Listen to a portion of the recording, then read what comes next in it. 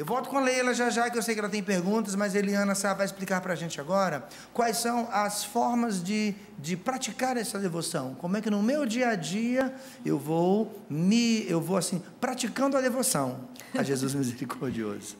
É muito bom falar sobre isso, porque como o terço ele é muito divulgado, difundido, as pessoas pensam que a devoção é o terço, como se o terço fosse o centro da devoção. E existem 5 formas de nós praticarmos a devoção. A veneração à imagem, né, de Jesus misericordioso. Quem acompanhou a festa da misericórdia viu que a gente faz questão de ter a bênção solene, porque é um pedido de Jesus. Ele pede que essa imagem seja... No dia da festa. Seja benzida solenemente, né, no dia da festa da misericórdia, no primeiro domingo, no domingo da misericórdia. Então, é a veneração, uma forma, a veneração da imagem, e por isso a gente colocar o quadro, a estampa de Jesus misericordioso, num lugar especial na nossa casa, não é? Num lugar, inclusive, de oração, onde a gente veja Jesus e seja convidado a rezar. Não é? Eliana, alguém que está vendo agora o programa e diz, não tenho a imagem de Jesus misericordioso, onde é que eu consigo? Olha, hoje em dia é muito fácil. Lá na comunidade o Padre Antônio tem, aqui na Canção Nova a gente tem, os padres marianos também tem lá no Santuário da Divina Misericórdia em Curitiba. O pessoal da Paraíba está dizendo que lá na Paraíba também tem. Graças a Deus, você vai encontrar facilmente. Hoje, quer dizer, digamos assim, na livraria católica mais próxima de você... Tem Jesus misericordioso, pode ter certeza. Se não tiver, reclama do gerente. É bonito, porque hoje a gente vê Jesus assim, em tantos lugares, estabelecimentos comerciais, né? Que bonito. Então, ok, essa é a primeira forma, não é? A veneração. Depois nós temos a Festa da Misericórdia, que nós acabamos de celebrar, a Festa da Misericórdia, como Jesus pediu, celebrada solenemente no primeiro domingo, após o domingo da Páscoa. Temos o terço da Divina Misericórdia, né? Jesus, por que no terço a gente não pode falar isso, não pode fazer tal coisa, não faz mais aquilo? Porque a gente reza o terço do jeitinho que Jesus nos ensinou a rezar, né? Então, gente, o fato é que Eliana Sada, a primeira vez que ela esteve lá na Polônia, ela recebeu um puxão de orelha de uma irmã brasileira que mora lá na Polônia, irmã Regina, inclusive. Solange. Irmã Solange, desculpa. Irmã Solange, ela não esqueci o nome. Disse, Eliana, vem cá que eu preciso explicar uma coisa. Porque se rezava na Canção Nova e por causa de muitas pessoas acompanharem, colocando intenções entre uma dezena e outra, não é isso? Aí a irmã Solange lhe chamou, dizendo, Eliana, tem que rezar como Jesus ensinou, não foi mesmo? Foi. E foi tão interessante que no dia que a gente mudou, o primeiro memorando que chegou na minha mão, ficou tão bom assim, porque a gente reza, o texto se concentra mais, né? Que as pessoas ficavam um pouco perdidas. Então, a gente põe as intenções antes, né? Reza o texto, se ainda dá tempo, porque é muito rapidinho, são 27 minutos que a gente tem no ar, né? E aí, depois, a gente traz o testemunho quando dá tempo. Então, o texto da Divina Misericórdia, para quem ligou a televisão a partir desse bloco, né, veio a pergunta, é às 15 horas? Não, pode ser rezado em qualquer hora. Jesus não estipulou um horário para a gente rezar, né? A outra forma de praticar a devoção à Divina Misericórdia é a hora da misericórdia. Então, eu vou até ler como está aqui no diário, explicadinho, Ricardo. Essa hora da misericórdia, a prece deve ser dirigida a Jesus Cristo, deve ser feita às 15h, deve recorrer aos valores e méritos da paixão do Senhor. Nessa hora, prometeu o Senhor, conseguirás tudo para ti e para os outros. Nessa hora, realizou-se a graça para todo mundo. A misericórdia venceu a justiça. Isso significa que eu tenho que ficar 1 hora rezando? Não. É a hora, às 15 horas. É a partir das 15 horas. Momento. Isso, é aquele momento. É chamada a hora da misericórdia. Agora, é claro que aqueles que podem, como Jesus pede a via sacra, né, que Santa Faustina reze a via sacra, mas ele também diz, se não puderes, se quer ir à capela, recolhe-te em oração onde estiveres, que muitas pessoas nesse horário estão no ambiente de trabalho, né? Tem gente que coloca o despertador às 15 horas, né, para lembrar a hora da misericórdia. E depois, por último, a divulgação do culto, da devoção à Divina Misericórdia. Terceiro apóstolo da Divina Misericórdia, a devoção. Ok, muito bem. Eu tomei nota aqui, não sei se você anotou. Veneração à imagem, a festa da misericórdia, o terço da misericórdia, a hora da misericórdia e a divulgação, a devoção a Jesus misericordioso. Muito bem. Padre Antônio Aguiar, a pergunta que não quer calar, até rimou agora. Por que a devoção a Jesus misericordioso é dita por Jesus mesmo a última tábua de salvação para a humanidade? Em primeiro lugar, porque o próprio Jesus misericordioso faz questão de dizer isso. No número 429 do Diário de Santa Faustina, ele diz a Santa Faustina: prepararás o mundo para a minha última vinda. No próprio número 998 do mesmo diário, ele diz: estou dando à humanidade a última tábua da salvação, isto é, o refúgio da minha misericórdia. Nossa Senhora, quando aparece a Santa Faustina, como já vimos, ela tinha também essa experiência com Nossa Senhora, diz: eu dei o Salvador ao mundo, e quanto a ti deves falar ao mundo da sua grande misericórdia, preparando-o para a sua segunda vinda, quando virá não como Salvador misericordioso, mas como justo juiz. Portanto, o próprio Jesus diz, em segundo lugar, porque nós vemos que a humanidade caminha inexoravelmente para o fim. Os tempos, eles vão se tornando cada vez mais difíceis. Nós, como cristãos, vamos percebendo a própria história, vendo os sinais dos tempos.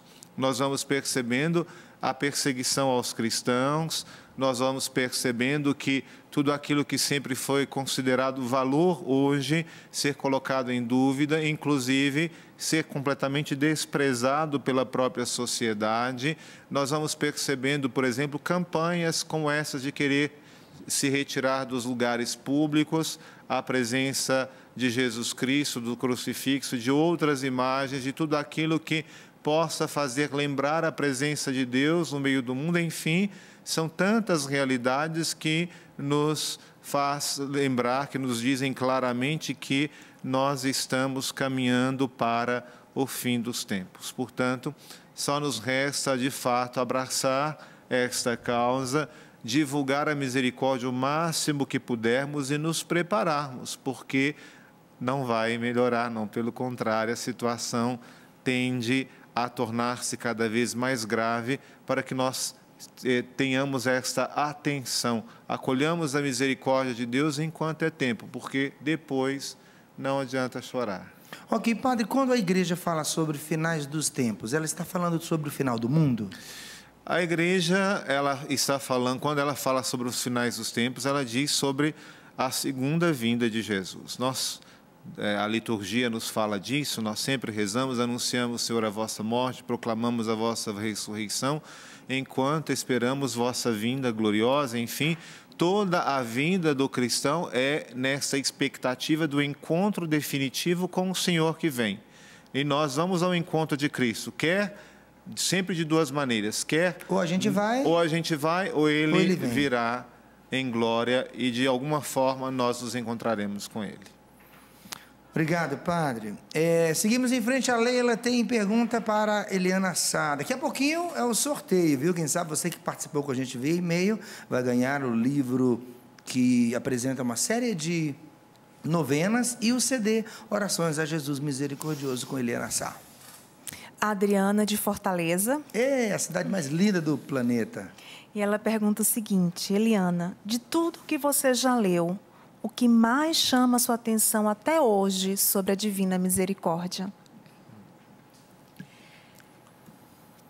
É difícil a gente, assim, porque na verdade o diário, até o Ricardo falou, né, que o meu tá velhinho, mas esse foi um dos primeiros, né? Antes desse eu tive um outro, e tem um mais novo lá em casa, não essa última edição aí, mas já tem um lá em casa. E, na verdade, eu me alimento muito com o diário. E eu gosto de para mim, todas as passagens elas são importantes. No entanto, de tudo o que eu li, o que mais, assim, quando eu ouvi, foi impactante, foi justamente Jesus falando da centelha que preparará a vinda derradeira dele, de João Paulo II. Porque quando eu li aquilo, eu entrei nessa história, porque é o Papa... É o seu Papa, né? É o Papa da nossa geração. Da minha geração. E quando eu li, eu lembro, eu me arrepiei inteira, eu falei, nossa, mas que impressionante Que número isso no estado do diário?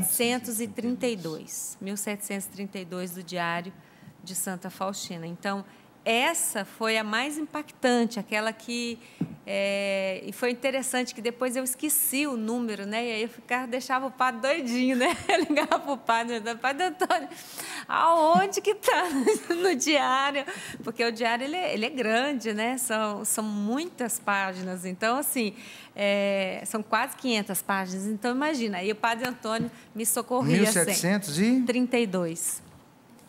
Então, essa... Amo a Polônia de maneira especial. Olha, Jesus quem falou, hein? Xa vida. Amo a Polônia de maneira especial. E se ela for obediente à minha vontade, eu a elevarei em poder e santidade. Dela sairá a centelha que preparará o mundo para a minha vinda derradeira. Essa centelha é o beato João Paulo II. Ele era Papa. Agora, continua Papa, não é? Mas é beato. Isso significa que a vinda de Jesus está mais próxima, então, não é? A beatificação de João Paulo II é um grande sinal. Claro, precisa ser acolhido, né, por cada um de nós como um grande sinal. Enfim, isso foi o mais impactante para você. Foi. E para o padre Antônio? Agora eu fiquei curioso, vou pegar a pergunta da Adriana e fazer para o padre. E para o senhor, padre, o que mais lhe impactou logo assim de início, assim como aconteceu com a Eliana, quando o senhor começou a fazer a sua experiência com Jesus misericordioso através do Diário de Santa Faustina? Foi a maneira como Jesus acolhe os pecadores. De maneira particular, uma frase marcou-me profundamente.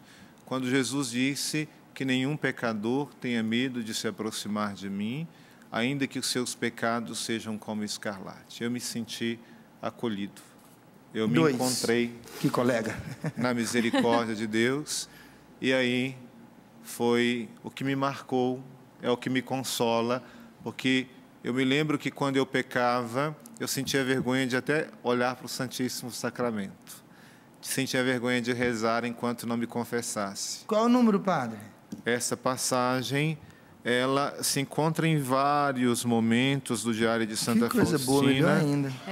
Né? Por exemplo, o número 699, que fala da festa da misericórdia, vai falar muito dessa passagem.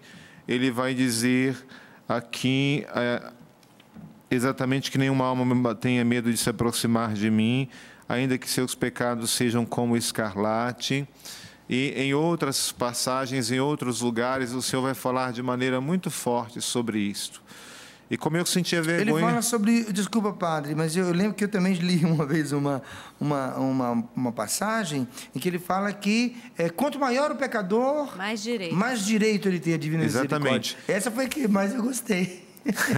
Veja, no número 1059 ele diz que a alma fraca, pecadora, não tenha medo de se aproximar de mim, pois mesmo que os seus pecados fossem mais numerosos que os grãos de areia da terra, ainda assim seriam submersos no abismo da minha misericórdia. Foi nesse encontro que eu fiz, o encontro com a misericórdia de Deus. Padre? 1059. Eu me senti acolhido, eu me encontrei, perdi o medo completo de Deus, e aí, de fato, eu me encontrei com a misericórdia. Que toda alma glorifique a minha bondade. Desejo a confiança das minhas criaturas. Exorta as almas a uma grande confiança na minha inconcebível misericórdia. Que a alma fraca, pecadora, não tenha medo de se aproximar de mim, pois mesmo que os seus pecados fossem mais numerosos que os grãos de areia da terra, ainda assim seriam submersos no abismo da minha misericórdia. Olha, é espetacular. Graças a Deus. Obrigado, Santa Faustina. Obrigado, Jesus misericordioso.